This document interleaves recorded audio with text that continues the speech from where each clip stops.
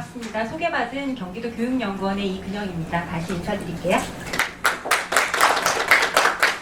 예, 앞부분에서 전민경 박사님께서 전체적인 경기도 학교 청소년의 규모 그리고 실태들을 얘기하셨다면 저는 올해 학교 밖 청소년의 학습 지원 부분에 좀 주목해서 연구를 했습니다. 그래서 그 내용들을 오늘 좀 소개하려고 하고요. 저희 연구에도 마찬가지로 전민경 박사님께서도 공동 연구자로 함께 해주셨습니다.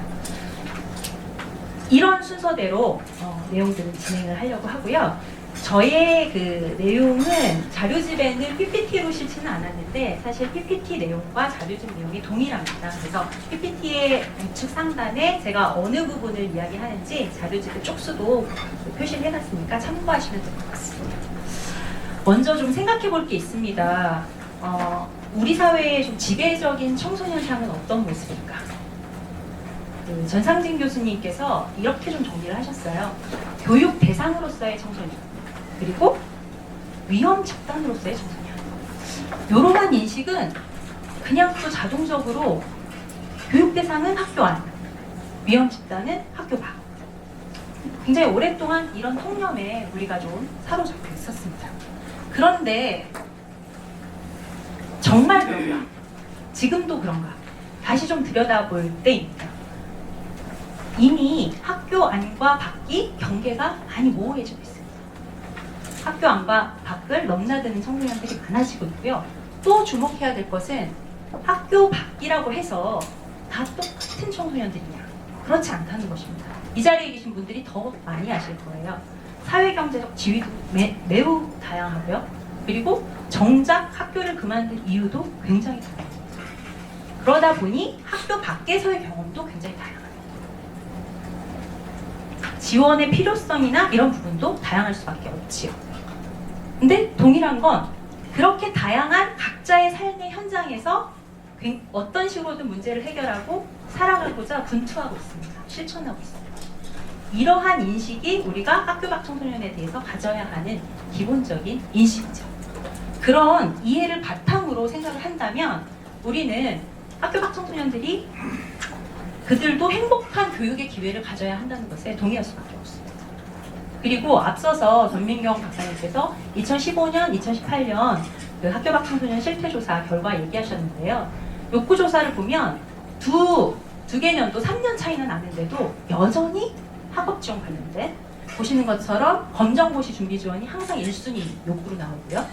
3순위가 진학정보 제공입니다. 2순위가 건강검진이고요. 바뀌지 않습니다. 그래서 학교 밖에 있어도 학습 관련된 욕구가 가장 높습니다.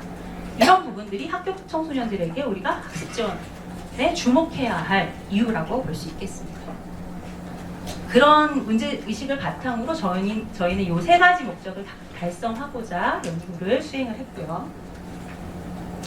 학교 밖 청소년의 유형은 굉장히 여러 기준으로 나눠지게 됩니다. 근데 저희는 학습 지원에 좀 목적을 두고 있기 때문에 초점을 두고 있기 때문에 학교 중단과 학습 지속을 가지고 좀 구분을 했을 때 A 유형과 B 유형은 지금 정규 학교 그리고 뭐 인가형 대안학교 보통 학력 인정 기관이죠.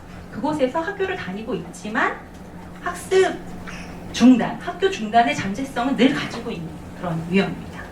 자, C 유형은 학교를 중단했지만 학습을 지속하고 있는 경우입니다. 우리가 흔히 얘기하는 미인가 대안학교, 미인가 대안교육기관의 청소년들, 그리고 학교 밖 청소년 지원센터, 꿈드림 청소년들, 그리고 검정고시를 혼자 준비하는, 홈스쿨링하는 가장 대표적인 학교 밖 청소년들이라고 보시면 될 것 같고 저희 연구도 이쪽에 좀 집중을 했습니다.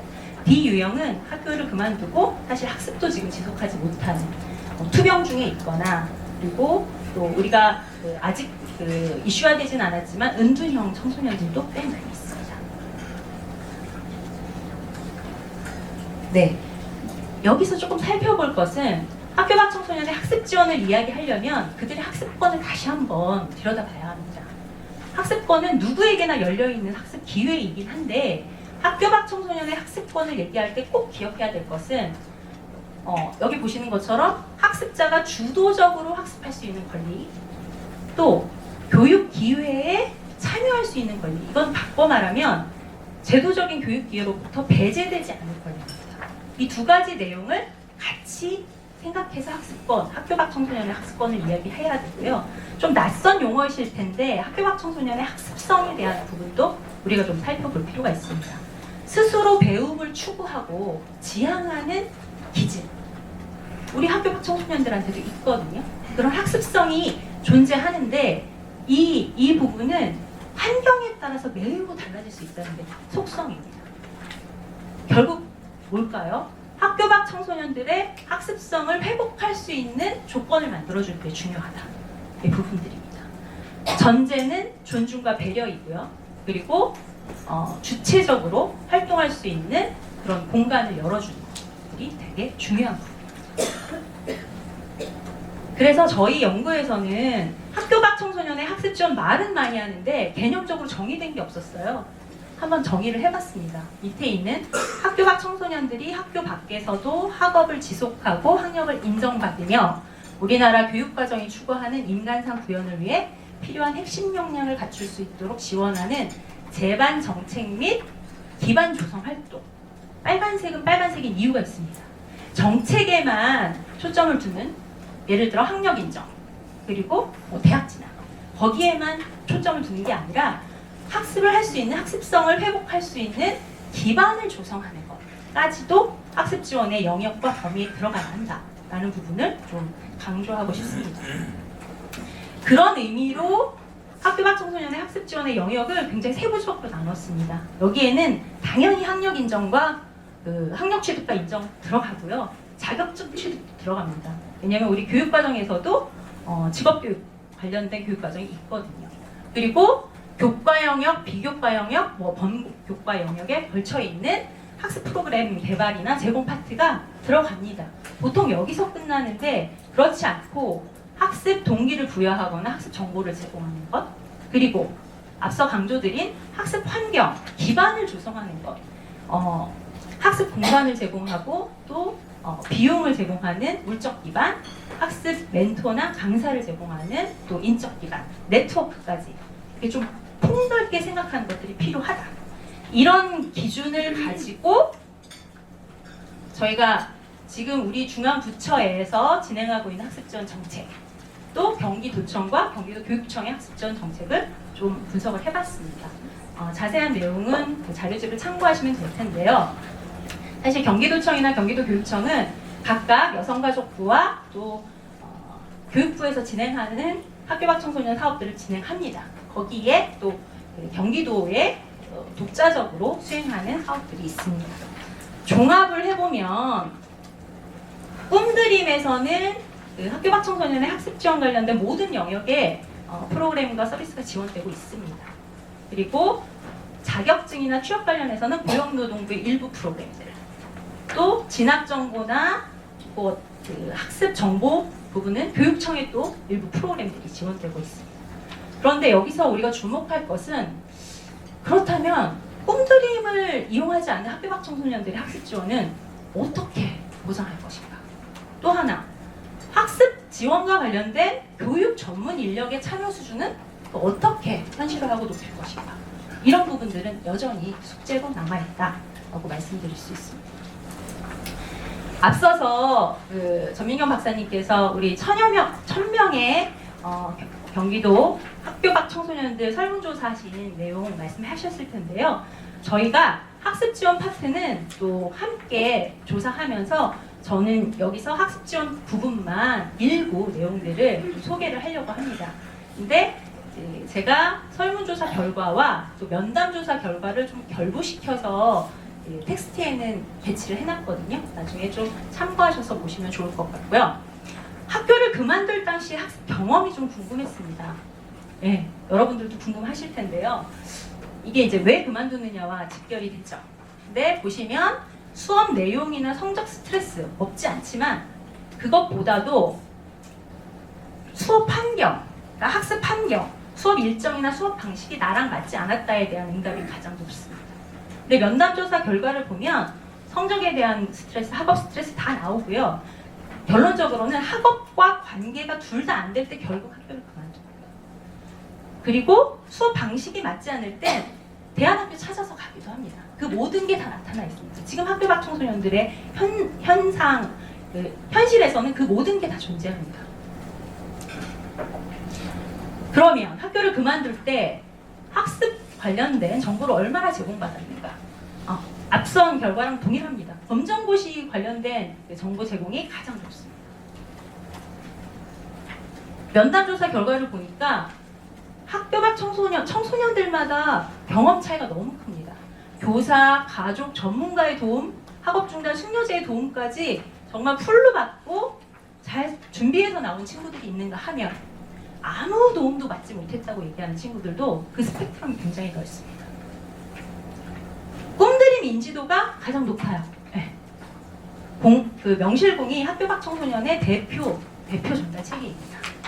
그리고 나머지 부분들은 25% 미만. 근데 여기 있는 여러 학습 지원 프로그램들은 사실 최근에 시작한 것들이 많습니다.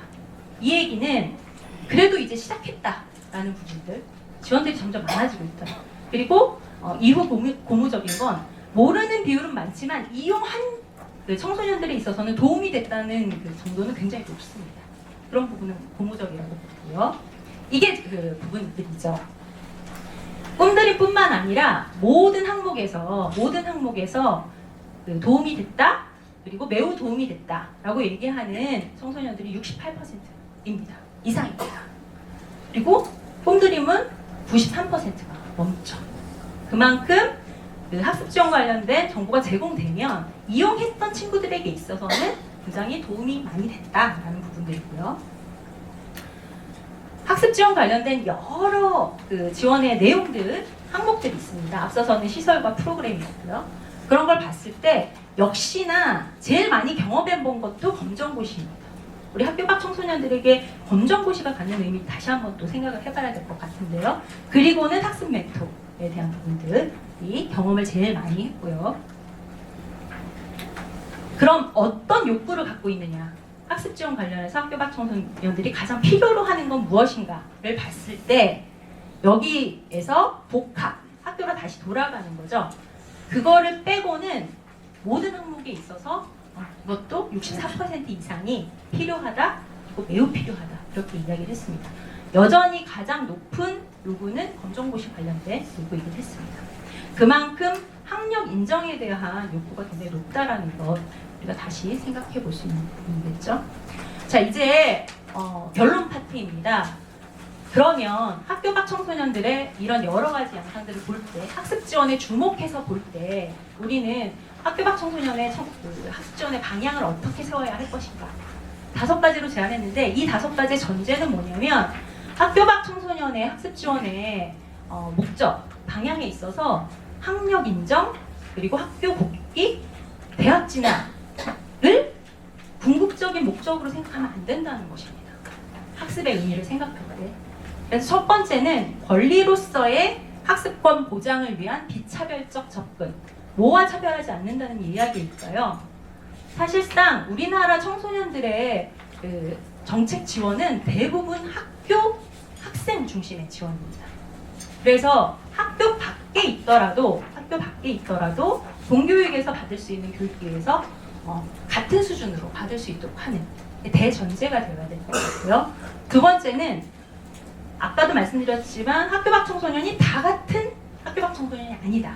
다 다르다. 그 얘기는 개별적 지원들이 고려되어야 한다. 매우 중요하게. 그 개별적 지원에 있어서 학습 부분은 더 예민합니다. 왜? 학습 경험이 다르고요. 학습 역량이 다르고 수준이 다르고. 그래서 개별적으로 접근하는 것들 필요하고, 세 번째는 통합적 지원인데요. 여기서 통합은 2가지 의미입니다. 하나는 그 학교 밖 청소년의 학습 지원이 중요하다고 해서 학습만 지원하면 되느냐? 그렇지 않죠. 왜냐하면 학교 밖 청소년들도 청소년기 발달 단계를 겪고 있기 때문에 다른 영역의 지원도 함께 제공되어야 한다는 의미의 통합적 지원. 또 하나, 학습 지원의 그 영역에 있어서도 아까 말씀드렸던 학력 인정 내지는 대학 진학, 학습 프로그램 제공뿐만 아니라 학습 정보 제공, 또 학습 동기부여, 그리고 학습 환경 조성에 이르기까지 통합적으로 지원되어야 한다라는 의미입니다. 네 번째는요, 장기적이고 유연한 접근인데요. 이 부분들과 관련돼서 사실 정책의 요구하고는 굉장히 많이 동떨어져 있지만 우리 학교 밖 청소년들을 생각할 때 중요한 부분입니다. 일단 어떤 부분에서 그 지속적이고 장기적인 게 필요하냐면 학교 밖 청소년들마다 다 내용은 다르지만 학교 경험에서의 회복해야 할 부분들이 있습니다. 그것들을 회복할 수 있는 시간을 줄 필요가 있고 그 회복은 관계를 통한 변화로 결국 이루어지게 되는데 거기에는 절대적으로 시간이 필요하고 지속적인 관계가 필요하다는 것이죠. 마지막으로 청소년의 삶의 터전인 지역 기반의 접근입니다. 앞서서 말씀드린 것처럼 학교 밖 청소년들이 인적, 물적 여러 가지 지원들이 필요하다라고 말씀드렸는데 그걸 가장 잘 접근할 수 있는 곳은 결국 지역 사회이고요. 그리고 우리 학교 밖 청소년들은 학교 안에 있든 밖에 있든 여전히 지역 사회의 일원입니다. 그렇기 때문에 지역을 중심으로 여러 가지 부분들이 제공되는 게 필요하고 이게 장기적이고 지속적이고 통합적인 접근을 가능하게 하는 기초적 방향이라고 볼 수 있을 것 같습니다.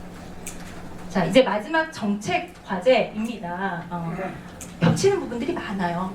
우리 전민경 박사님의 부분하고 첫 번째는 발굴이 제일 중요합니다. 어디에서 무엇을 하고 있는지 알아야 필요한 도움을 줄 수 있잖아요. 그러기 위해서는 앞서 말씀하신 것처럼 개인정보 제공 동의 절차 생략하는 부분 관련된 법 개정이 좀 필요합니다. 또 하나, 두 번째로는 기본교과 학습 지원, 기초학습 부진된 친구들 굉장히 많거든요. 그런데 이건 비단 학교 밖 청소년만의 문제는 아닙니다. 학교 교육에서도 굉장히 중요한 부분이에요. 그리고 아주 절대적인 방법이 있지는 않습니다. 그럼에도 불구하고 할 수 있는 방법들을 다양화시켜야 되죠. 그래서 방송통신 중고등학교의 온라인 교재나 방법들을 좀 공유한다든가 또 경기도 교육청의 기초학력 보장 프로그램과 연계하는 등등의 정책 지원들을 좀 해봤고요. 또 수건 사업이죠. 학력 인정 확대 방안에 대한 부분들. 이건 이제 좀 시작이 됐습니다. 잘 아시다시피 의무 교육 단계의 미취학 그리고 학업 중단 학생에 대한 학습 지원. 경기도에서도 올해부터 아주 본격적으로 시행을 하고 있습니다. 이 부분들에 있어서 물론 아직까지 인정되는 학습 경험이 제한돼 있습니다. 이것들을 확대해가는 게 필요한데 또 무작정 확대가 답은 아닙니다. 왜냐하면 굉장히 신중하게 접근해야 되기 때문에 그래서 질을 담보할 수 있는 기관과 이 경험들을 공유하는 게 필요하겠고 또 아직까지 손대지 못하고 있는 그러나 제일 많이 발생하고 있는 학교급은 고등학교 단계거든요. 고등학교 단계에 대해서는 어떻게 할 것인가에 대한 부분도 선제적으로 준비할 필요가 있겠습니다. 학습 동기 부여랑 또 학습 정보 제공 기회 확대는 일단 지금 시행되고 있는 학업 중단 숙려제를 더 활성화할 필요가 있겠습니다. 이게 왜 그러냐면 시행해서 경험을 해본 친구들한테서는 만족도 그리고 굉장히 도움이 됐다는 정도가 높은데 정작 시행률이 높지 않습니다. 그래서 그런 부분들에 대한 노력들이 필요하겠고 그리고 학업 중단 관련해서 학교에서 상담합니다. 당연히 하는데 심리 정서적인 학교 부적응에 대한 상담 중심으로 되어 있어서 이때 진로나 또 학습에 관련된 상담도 같이 진행하는 방법들을 모색할 필요가 있겠고요. 마지막으로 제일 중요한 것 그리고 기반이 되는 건 학습 기반이거든요. 그 확충을 위해서 지역사회가 함께 협력하는 것이 중요합니다. 이 학교 밖 문제는 학교 밖 청소년의 여러 가지 지원은 어느 부서, 어느 정책 하나로만 되어지지 않기 때문에 그런 부분들이 역시나 또 강조될 수밖에 없는데요. 이들에게 학습 복지 공간을 더 확충해 줄 수 있어야 하고 또 욕구를 보면 제일 많이 필요로 하는 게 잘 가르칠 수 있는 선생님들을 만나고 싶다는 거예요. 네. 그래서 교육 전문성을 갖고 있는 그런 교육 전문가 파견이나 자원봉사자 연계 부분들 관련해서도 조금 실제적인 정책적인 지원이 필요할 것 같습니다. 그리고 경기도교육청에서 마을과 함께하는 여러 가지 학교 밖 활동들을 하고 있는데 대표적으로 꿈의 학교, 꿈에 대한 몽실학교 이렇게 있습니다. 이제 제도적으로는 학교 밖 청소년들도 다 포함되게 되어 있습니다. 조례 다 개정됐고요. 근데 실질적으로 참여를 높이기 위한 활성화를 위한 정책들을 더 추진해야 할 때가 된 것 같습니다. 자, 그리고 교육 기본수당 관련돼서 서울시 교육청에서 지금 시행했고 1년 시행한 결과를 발표를 했는데 그 결과를 봤을 때 일단 효과적인 건 학교 밖 청소년 발굴에 되게 도움이 됐습니다. 그리고 또 이들이 성인들 그리고 지역 사회를 신뢰하는 마음이 굉장히 높아졌습니다. 예, 우리가 실질적으로 그 돈이 되는 부분이 있지만 비용이 돈이 되는 부분이 있지만 오히려 신뢰를 회복하는 그런 도움이 되는 부분들이 있기 때문에 경기도에서도 고심해서 좀 노력해봐야 할 부분이에요. 네, 성남시에서는 좀 시행하고 있는 걸로 알고 있는데 그 효과는 한번 검증해 봐야 될 것 같고요. 마지막으로 협력 체계 구축입니다. 이건 두 가지 측면인데 하나는 그 지자체와 또 지역 교육 행정기관, 교육청이죠.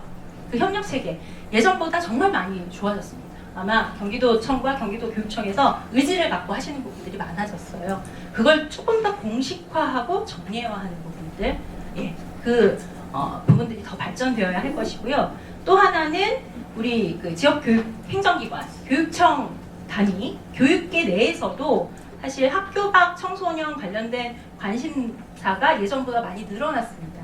그러나 여전히 교육청 빼고는 뭐 지원청이나 학교 단위학교에서는 담당자도 없고 누구랑 이 얘기를 해야 될지 아마 현장에 계신 분들 답답하신 부분들 있을 텐데 그런 부분들에 있어서 책임성을 높이고 업무 연계성을 높이는 부분들의 노력이 필요할 것 같습니다. 예, 긴 그 발제 들어주셔서 감사하고요. 제 발제 여기서 마치도록 하겠습니다.